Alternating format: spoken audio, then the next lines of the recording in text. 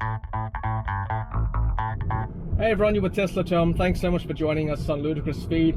Well, today we are going to test out the cruise control and autopilot function for the Tesla Model 3. To activate cruise control, the right stalk, flick it down once. That will match the prescribed speed limit on the road.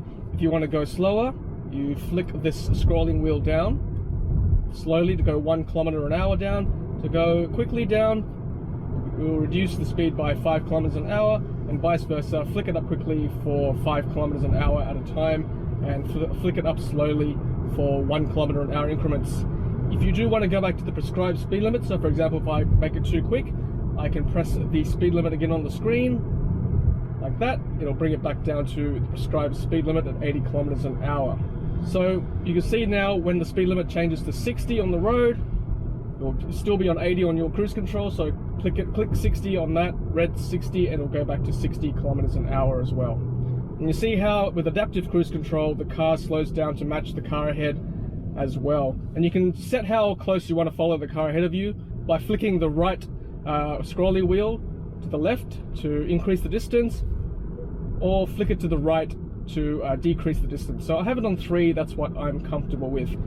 If you want to disengage cruise control, you can either flick the right stalk up to cancel, I'll put it back on to show you, or you can just keep accelerating and then flick it up to cancel at the same time. That makes it a more smooth transition, or you can just press the brake, and that also disengages cruise control. Okay, well now I'm going to show you how to activate autopilot. Now keep in mind this is the basic autopilot function included with all Tesla Model 3s, not the navigate on autopilot, which is a more advanced feature. Okay, so to activate autopilot, this steering wheel symbol here must be grayed, and to do that, you flick the right stalk down twice, you hear that sound, and in New South Wales you must keep your hands on the steering wheel, so I'm going to put my hands right here, and the car will follow the lanes accordingly and keep the speed that you want it to keep at. Now, if you want to increase the speed, you can do the same thing as cruise control, flick the wheel down or up, big flick to flick it up by 5 kilometers an hour increments, slow flicks to go by 1 kilometer an hour increments. And if you want to go back to the speed limit, you just press this button here, this red circle, and it'll go back to 80 kilometers an hour, which is what this speed limit is currently on this road. Now the disengage autopilot, very similar to cruise control. You flick the right stalk up once, it'll get rid of autopilot for you. Now you just notice that my wheel just spun a little bit, so I recommend that you keep your hands on the wheel at all times, of course. I'm going to re-engage autopilot again for you and make it the prescribed speed limit.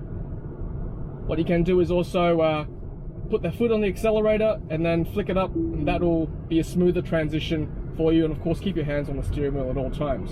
Now you can also convert cruise control to autopilot. So currently I've got it on cruise control.